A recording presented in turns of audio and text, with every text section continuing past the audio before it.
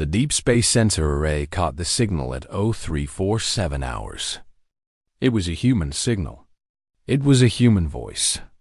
It was a human scream. Commander David Foster did not know why he was awake at this hour.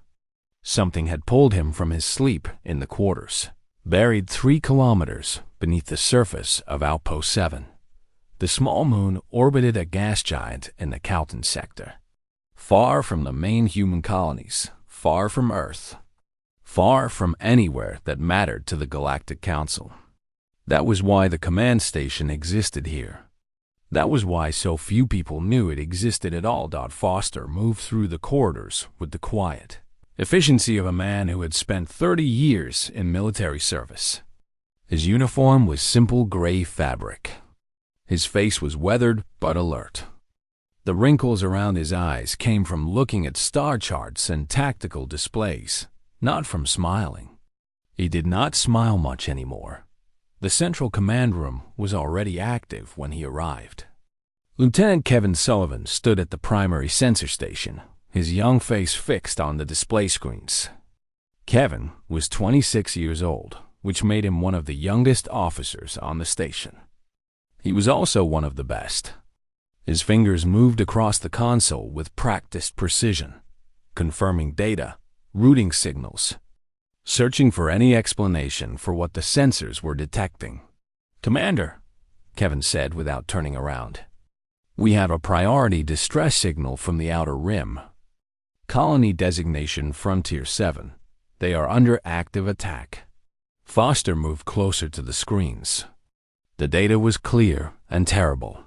Frontier 7 was a human settlement, built just 3 years ago by explorers and miners who wanted to expand human territory in the galaxy. It was a small colony, maybe 3,000 people, children included. "How long until our nearest fleet assets can reach them?" Foster asked. He already knew the answer. He was asking anyway, because sometimes hope could surprise you. Kevin's fingers moved faster across the console. The numbers appeared in red on the black screen. At maximum speed, the nearest battle group is 5 weeks away, Commander. The colony will not last 5 hours, based on the energy signatures of the attacking force. 5 weeks. That was the problem with space. It was so enormous. It was so empty. The distances between places were so great that people could die and be cold before anyone could help them.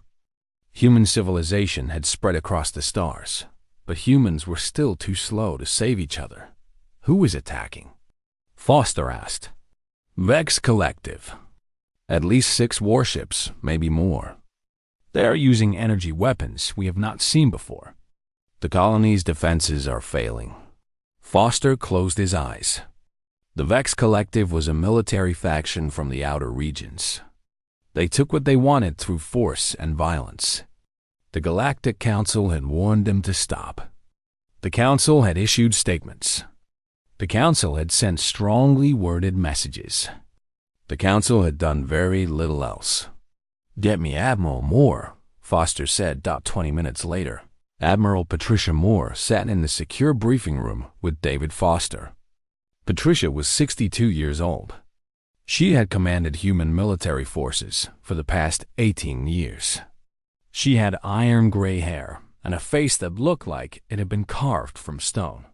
She did not move much and did not waste words. "You want to activate the fleet," Patricia said. It was not a question. "The colony will be destroyed," Foster replied. "There are children there. Activating the fleet would reveal its existence. We have hidden it for 40 years. 40 years, David. The Galactic Council does not know about it. Our allies do not know. Our enemies certainly do not know. Once we turn on those engines, everything changes." Foster knew this. He had known it his entire career. The fleet existed as insurance, as a hidden ace held close to the chest. It existed because humans had learned a hard lesson during their first years in space. They had learned that being weak meant being prey. They had learned that being peaceful meant being ignored. They had learned that being fair meant being cheated. And so, in secret, humanity had built a fleet. 500,000 warships, each one designed to be fast and deadly and efficient. The ships had been built slowly, quietly, in hidden locations across human space. They had been filled with supplies and weapons and then put to sleep, their engines in stasis, their systems on minimal power. They waited. They had always waited. How many people will die? Patricia asked. It was not a rhetorical question. Foster checked the data on his tablet. Initial estimates suggest the colony can hold defensive positions for between 4 and 8 hours. At current attack intensity, casualties will be near total. Patricia stared at the wall behind him. Her hands were folded on the table in front of her. She did not move. She did not speak. Foster had learned long ago that Patricia processed decisions in silence. When she finally spoke, her voice was very quiet. You understand what this means. If we activate the fleet and send it to help that colony, humanity will never again be the peaceful, isolated species the Council has grown comfortable ignoring. We will be a military power. Some species will fear us. Some will want to destroy us. I understand, Foster said. But we save the colony. We save the colony, Foster agreed. Patricia nodded slowly. Prepare the activation sequence. Use only the ships closest to the Calton sector. Send them to Frontier 7. Full rescue and defense protocols. Foster felt something move in his chest. Uncertainty, fear, hope, all mixed together in a way he could not separate. He stood and moved toward the door. David, Patricia called after him. He stopped. He turned around. If we do this, you understand the consequences will follow for the rest of your life, Patricia said. Yes, Foster replied. And you are certain it is the right choice? Foster thought about the 3,000 people on Frontier 7. He thought about the children. He thought about the fact that they were human, and humans took care of their own. I am certain, he said. The activation sequence began at 0421 hours. In underground facilities across human space, in hidden stations and secret docking bays, machines that had been silent for decades began to wake. Reactors powered on. Systems came alive. Engines that had never fired outside of tests started to hum with purpose. In the command room of Outpost 7, Foster watched the data streams flow across every screen. One ship activated. Then 10, then 100, then thousands. The numbers climbed higher and higher. At 0639 hours, the 237th warship in the activation sequence engaged its main engines for the first time in 40 years. The ship jumped to faster-than-light speed and headed toward the Calton sector. Behind it, more ships were waking up. Many more. The entire galaxy was about to learn what humanity was capable of. The message spread through the galaxy faster than light. It was not faster than light. It could not be. But communication arrays passed the word from station to station, and each repetition carried the same impossible news. Humans had 500,000 warships. Humans had an entire fleet. Humans had been hiding a military force larger than anything anyone had expected. In the Galactic Council chambers. The session that began at noon on the first day lasted for 19 hours straight. Counselor Christopher Hayes sat at his assigned station and watched the chaos unfold. Christopher represented the Zorantian people, an alien species that had traveled to stars for over 2 million years. In his lifetime, he had seen many things change, but he had never seen anything change as fast as this. This is a deception, declared Counselor Vextrel from the Kethmari delegation. His voice vibrated through the translation systems. The humans told us they had only minor military capabilities. They told us they were peaceful explorers. All of this was a lie. "We do not know that the fleet is as large as reported," offered Counselor Maria Sanchez from the human delegation. She sat alone at her station, which made her a small and lonely figure in the enormous chamber. "These numbers could be errors. The sensor data could be incomplete." "The numbers are not errors," Christopher said quietly. All eyes turned toward him. "I have checked the data 3 times. The human fleet exists. It is real. It is as large as reported." "Then humans are a threat," Lextro said. "We must take action immediately. We must demand they surrender these ships. We must impose restrictions. We must ensure the stability of the galactic order." But many other counselors did not respond with anger. Instead, they responded with fear. Fear was deeper than anger. Fear made species do unusual things. On the world called Karath, the primary defense commander ordered all military forces to combat readiness. The humans had revealed their true power. Every alien species now had to assume that humans would soon dominate the galaxy. Every species had to prepare to defend itself. On a different world, in a different region, the situation was different. Elder Council of the Soren Collective met in chambers carved from ancient stone. They were an old species, older than most. One of the council members, a being named Lyra, whose age could not be counted in standard years, spoke to the assembled group. "I knew this would happen," Lyra said. Her voice was like wind moving through a canyon. "When I was younger, I advised the humans to prepare themselves. I told them that they would need strength to survive in this galaxy. I told them that appearing weak would make them prey. I did not think they would listen. I am surprised they did listen. But I am not surprised they built a fleet." "You told them to do this?" another council member demanded. "I told them to survive," Lyra replied. "How they chose to do so was their choice." Meanwhile, the human fleet continued to activate. In military command centers across human space, officers received their orders and prepared their crews for deployment. Captain Robert Green was the commander of the Rescue Task Force. He was a man of 44 years, with the careful manner of someone who had learned that war killed people and that every choice he made might mean life or death. Robert stood in the operations center of his flagship, the strike cruiser called Pioneer. Around him, dozens of officers worked at their stations. All of them were human. All of them had trained for a moment like this, but none of them had believed it would really come. "What is our actual combat readiness?" Robert asked. The operations officer, Lieutenant Sarah Hayes, checked her data. "All assigned vessels are at 94% operational capacity, Captain. All crews have been activated. Weapons systems are functioning normally. We have sufficient supplies for the combat operation and the rescue mission.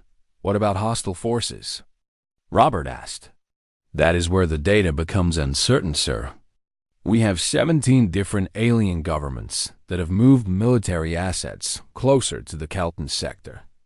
None of them are actively moving against us yet, but they are positioning themselves to observe and possibly to respond if we take actions they consider threatening." Robert nodded. This was the dangerous part. Humans had been invisible for so long. Now the galaxy was watching. Every action humanity took would be seen as either threatening or reassuring. Every action would set the pattern for what came next. Far from the military command centers, Dr. Rebecca Davis worked in a research facility on Earth. Rebecca was 29 years old and had spent her entire career studying the history of human space exploration. She had been given access to documents that were supposed to be classified and secret. She had been asked by Admiral Moore herself to determine something specific. How many people in the galaxy knew about the hidden fleet? What did they know? And what would they do with that information? Rebecca scrolled through records and communication transcripts.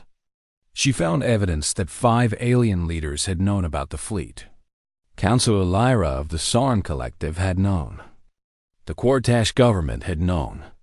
2 representatives of the Advanced Intelligence Network had known. 1 human had been in contact with them. The information was stunning. Humanity had not actually been hiding the fleet completely. Some people in the galaxy had known. They had kept the secret. They had allowed humans to grow stronger while keeping that strength hidden. Why would they do this? Rebecca began to form a hypothesis. A dangerous hypothesis. A hopeful hypothesis. What if some species knew that the galaxy needed humans to be strong? What if some species understood that power without principles would create a tyrant, but that the human species had the right kind of principles? She sent an encrypted message to Admiral Moore, explaining her findings. In the command center at Outpost 7, Kevin Sullivan monitored the approaching rescue task force. They would arrive at Frontier 7 in approximately 42 hours. The colony was still under attack, but its automated defense systems were performing better than expected. The colonists had managed to evacuate many civilians to underground shelters. "We are getting through," Kevin said to Commander Foster. "The colony is holding. The rescue fleet will reach them." Foster nodded. He looked at the display showing all the human warships that were now active and ready for combat. 237 ships heading toward Frontier 7. Thousands more still waking up from their long sleep. Millions of humans in those ships, ready to do whatever they needed to do. "What have we started?" Foster asked quietly. Kevin did not answer because he did not know. Nobody knew. The moment of uncertainty stretched between them as the fleet moved forward through the darkness and the stars and the vast, empty spaces between civilizations. The galaxy held its breath. In every military command center, in every council chamber, on every world that had seen the news of the awakening fleet, beings of all species waited to see what would happen next. They waited to see what humans would do with power. They waited to see if the universe would change forever. The emergency meeting of Earth's government leaders took place in a secure location 20 stories beneath the surface of New Sydney.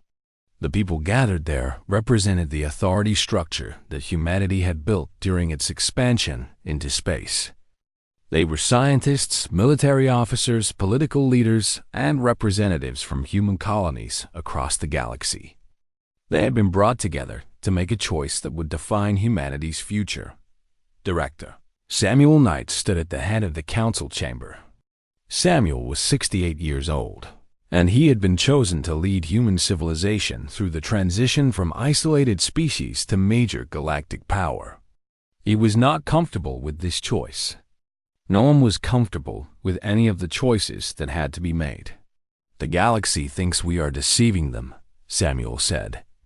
His voice was steady but heavy with the weight of what he had to say. "The galaxy thinks we built this fleet as a violation of the Council treaties.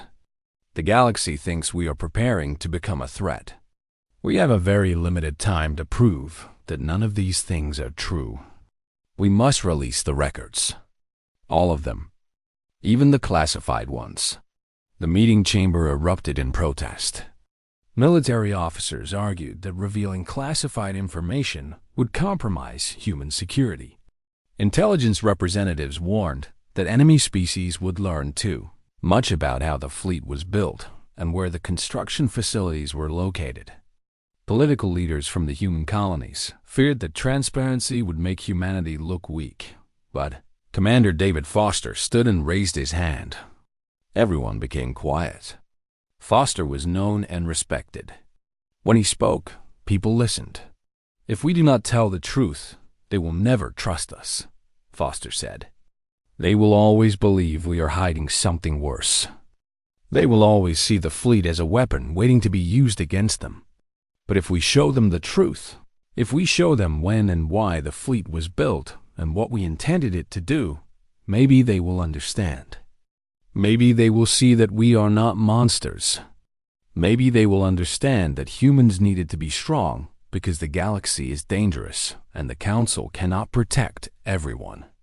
Samuel looked at Foster for a long moment. Then he made the decision.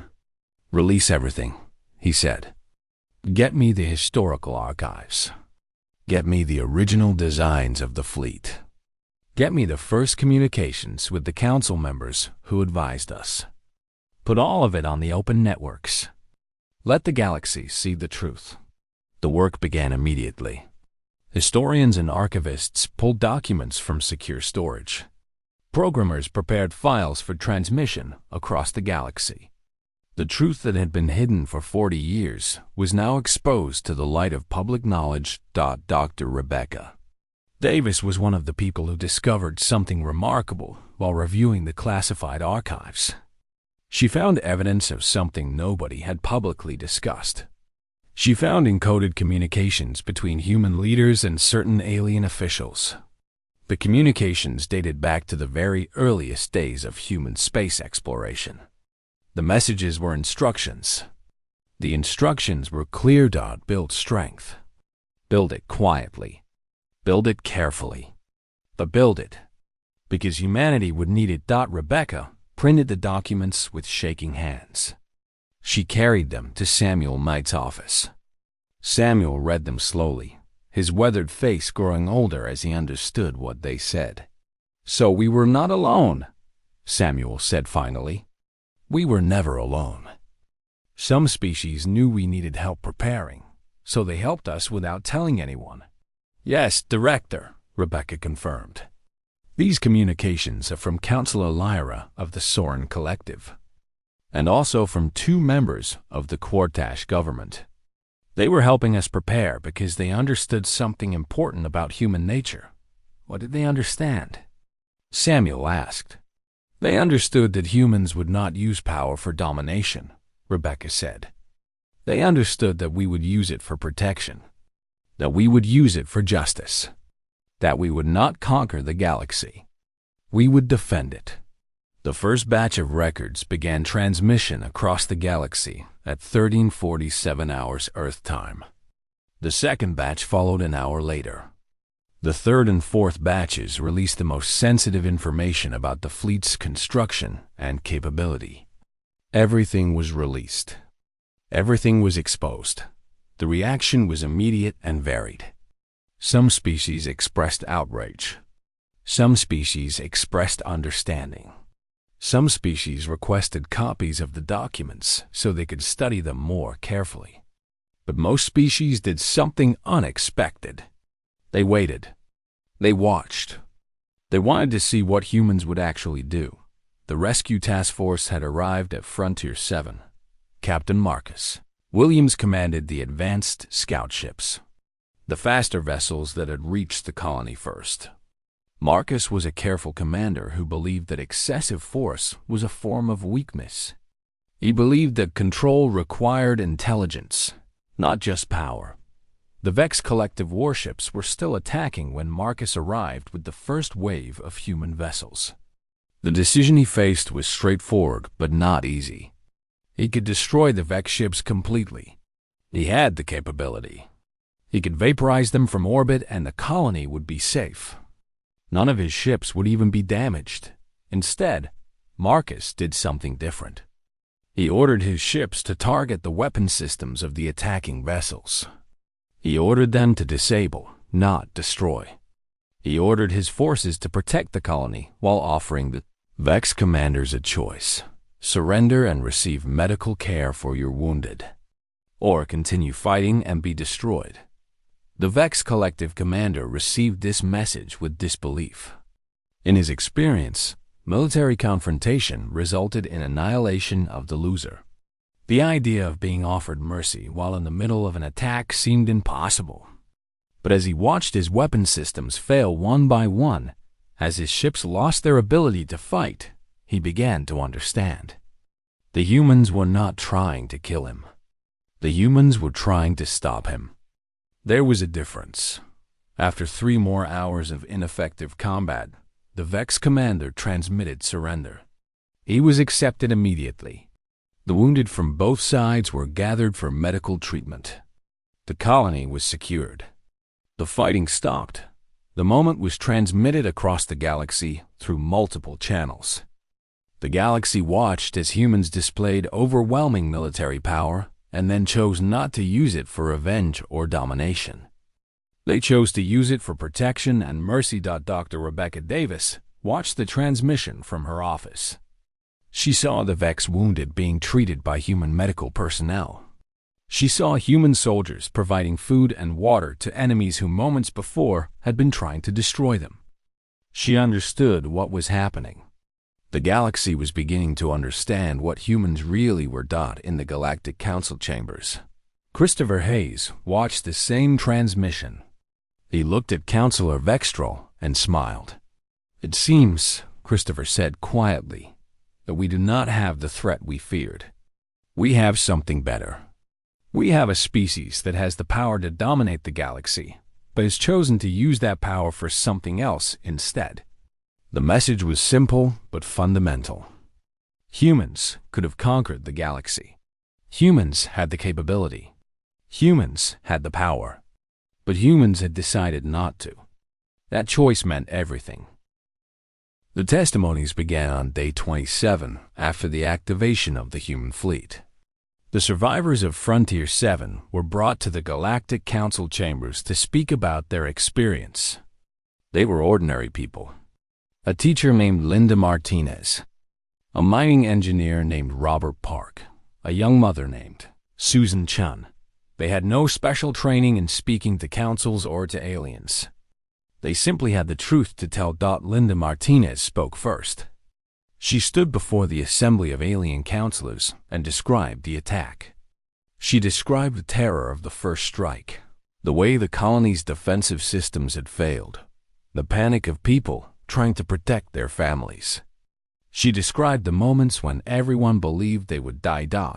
And then she described the arrival of the human fleet. She described the speed of the rescue. She described the way the human commanders had coordinated directly with the colony's leadership to protect civilians. She described how human soldiers had gone into dangerous areas to find people hiding in fear.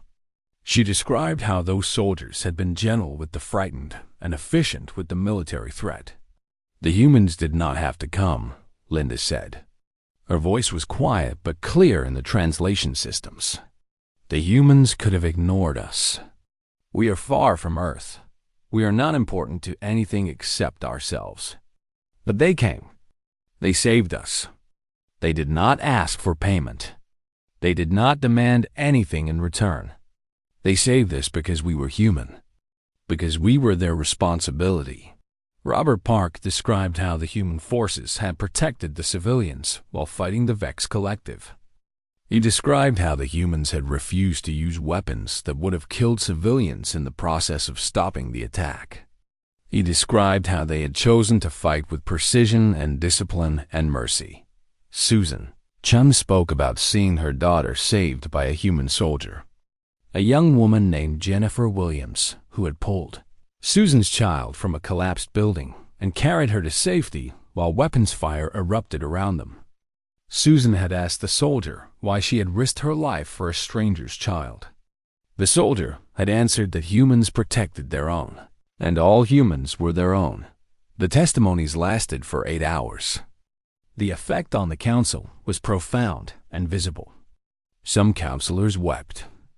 Some looked angry. Some looked ashamed. The council member from the Calton provinces, a representative of a species that had always supported human interests, spoke directly to the assembly. "Our species has known for 3 years that there were human colonies in this sector," the counselor said. "We have watched them grow. We have watched them work.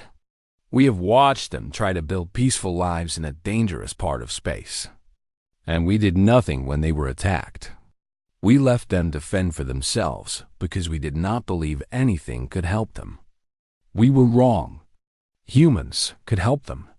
Humans did help them. And in doing so, humans showed us what we failed to do." But not all counselors were satisfied with the testimony. Vextrol from the Kethmari delegation stood and began to speak. "These testimonies do not change the fundamental reality. Humans have hidden a massive military force. Humans have violated the principles of Council transparency. Humans have become a power that cannot be regulated or controlled. We must take action to limit human military capability.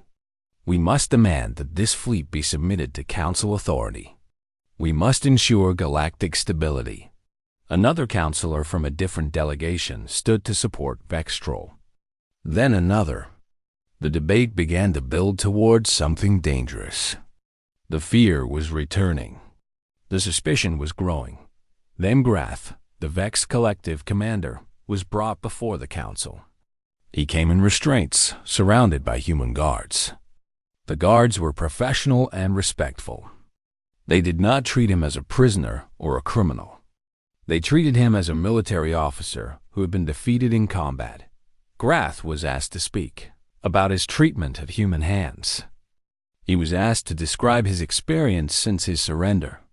The Vex Collective commander looked at the assembled council members and told them the truth. The humans treated me with respect. The humans treated my wounded with medical care. The humans treated my officers with dignity. I was offered surrender rather than death. I was given water and food when I asked for it.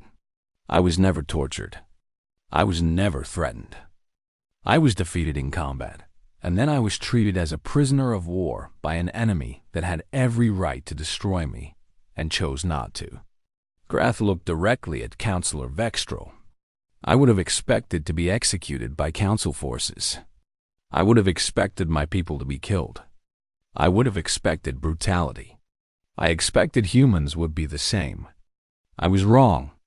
I was more afraid of the Council's justice than I was of human military power. That tells me something important about what humans really are. There was silence in the Council chamber. Grath's words had struck something fundamental. Military power without humanity was terrifying. Military power combined with restraint and mercy was something different entirely. The debate continued, but it changed tone. Instead of discussing whether humans were a threat, councilors began discussing what humans might do. Some suggested that human military capability should be restricted through treaty. Others suggested that humans should be given a larger role in galactic security. Others suggested waiting to see how humans actually behaved before making any decisions. Meanwhile, in Earth's command centers, Admiral Patricia Moore was being interrogated by a council committee. They wanted to know the fleet's specifications. They wanted to know its capabilities. They wanted to know its limitations. They wanted to know everything about human military power. Patricia answered their questions with careful precision. She revealed enough to show that humans pose no threat to the Council itself. She revealed enough to show that the human fleet was designed for defense, not conquest. She withheld the specific details that would allow any species to develop an effective counter-strategy against human forces. "Why should we believe you?" asked one committee member. "Why should we trust that this fleet will not be used to expand human territory?" Patricia looked at the alien representative and answered with complete honesty. "You should not trust us on the basis of our words. You should trust us on the basis of our actions. We have already demonstrated what we do with overwhelming military power. We could have conquered the colony's attackers. We could have taken their ships and their weapons. We could have expanded our territory at their expense. We did none of those things. We defended the colony and offered mercy to the enemy. That is what humans do when we have power. We protect. We defend. We show mercy." In the days that followed, the votes began. The council debated 3 possible courses of action. The first was to demand human disarmament and removal of the human fleet. The second was to integrate the human fleet into Council security operations under Council command. The third was to recognize human military capability as legitimate and establish a new agency for outer rim protection under human command. The first option was rejected almost immediately. No species that had tasted self-defense would willingly return to vulnerability. The second option was debated but ultimately rejected as well. The Council recognized that forcing human military forces under alien control would create resentment and instability. The third option passed, but barely. The vote was 43 in favor, 37 opposed, with 19 abstaining. Humanity would be recognized as a major military power. Humanity would be given command of the Outer Rim Protection Force. Humans would be responsible for defending the vast frontier regions that the main Council fleets could not reach. The decision was made. Humanity had changed its place in the galaxy forever. The transition happened faster than anyone expected. Within 10 days of the Council vote, the framework for the Outer Rim Protection Force was established.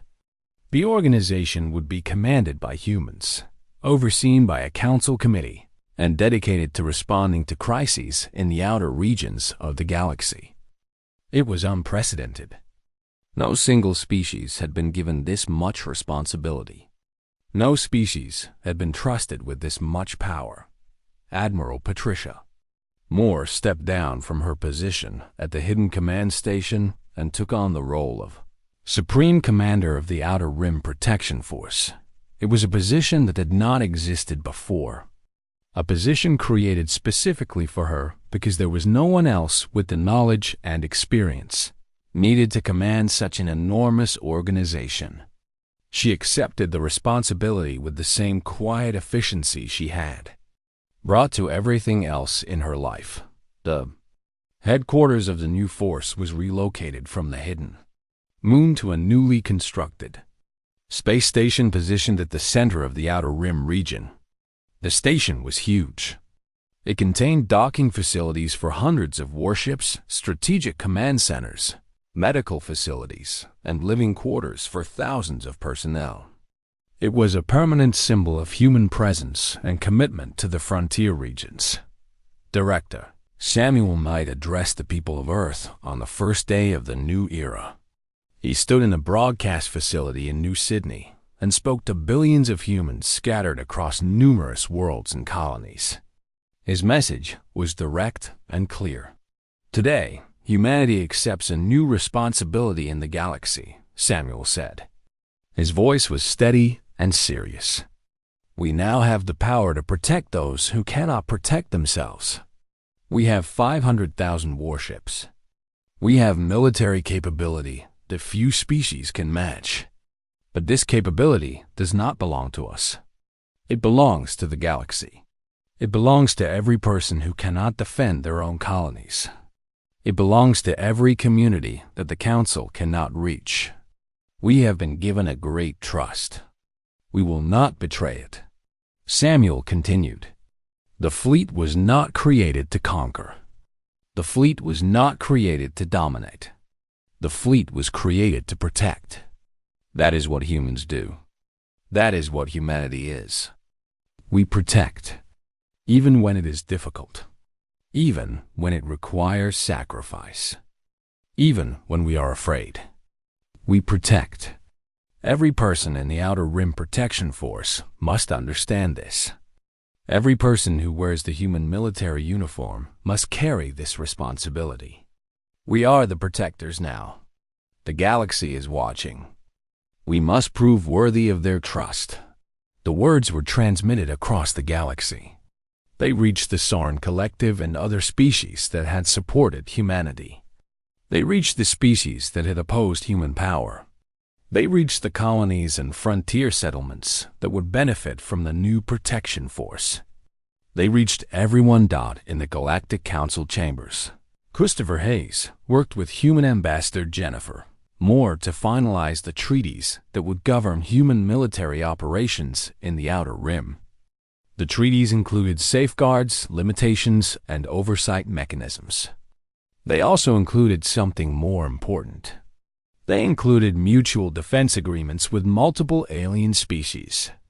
They included commitments to shared security and shared responsibility for frontier stability. Christopher was surprised to learn that the Soren Collective had volunteered to join the human command structure. Councilor Lyra sent A message expressing the collective's belief that humans would honor the principles that had guided their secret preparation. Other species followed. The Cortash government joined. Several independent space colonies agreed to coordinate with human forces. The rescue colony of Frontier 7 became a symbol. The survivors there refused to leave even after they had been offered evacuation to safer regions. They chose to stay and rebuild. They chose to become the first permanent outpost of the Outer Rim Protection Force.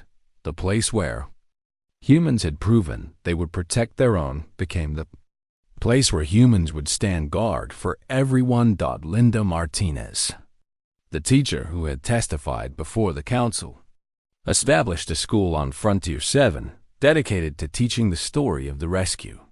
She taught it to human children and to alien children as well. She taught how humans had chosen to save their own people, how they had shown mercy to their enemies, how they had demonstrated that military power could be used for something other than conquest. Robert Park, the mining engineer, worked with other colonists to expand the defensive structures of Frontier 7 and make them available as a refuge for travelers and traders in the region. The colony became a beacon for lost travelers, a place where help was available, a place where human military power meant safety and shelter rather than threat and destruction. Susan Chun brought her daughter to meet Jennifer Williams, the human soldier who had saved her child's life. Jennifer was now a commander in the Outer Rim Protection Force. She and Susan became friends. They attended ceremonies together. They represented what the human fleet was supposed to accomplish. They represented the direct connection between military power and human compassion. The survivors of Frontier 7 traveled throughout the galaxy. They told their story. They explained what had happened. They showed everyone what humans really were. The narrative changed. The fear began to fade. The galaxy stopped seeing humans as a threat and began to see them as a solution to problems that had seemed impossible to solve. But the story did not end with simple happiness. There were complications. There were dangers ahead. In distant regions of the galaxy, hostile forces began to gather. The Vex Collective, now defeated and humiliated, began organizing alliances with other species that feared human expansion. These species had no intention of attacking directly. Instead, they planned something more subtle. They planned to discredit humans, to create incidents that would turn other species against the Outer Rim Protection Force, to weaken human credibility and trust. Meanwhile, within human ranks, some people questioned the commitment to mercy and protection. Some military officers believed that humans should use their power more aggressively, that the galaxy would only respect humans if they showed dominance. That restraint was being interpreted as weakness.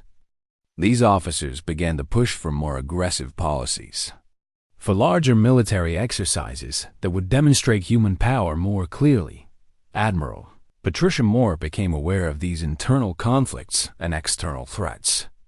She understood that the real test of humanity was just beginning.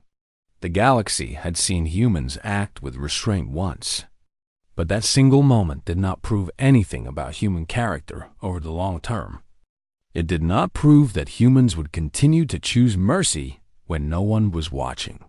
It did not prove that humans would resist the temptation to use their power for expansion and conquest.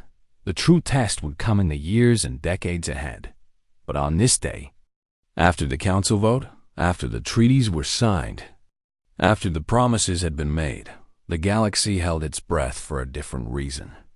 The galaxy was watching humanity. The galaxy was waiting to see if humans would keep their promises. The galaxy was waiting to see what a species would do when it had overwhelming power and had promised to use that power only for protection.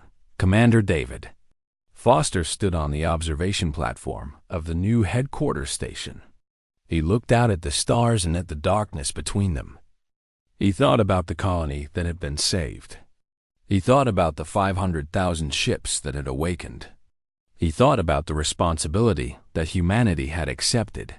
He could not know what the future would bring. He could not know if humanity would choose honor over temptation. He could not know if the galaxy's trust would be rewarded or betrayed. He could only know that the choice had been made. The fleet was awake. Humanity was visible. The galaxy was watching. The 500,000 warships floated in the darkness of space, representing power and promise, threat and protection.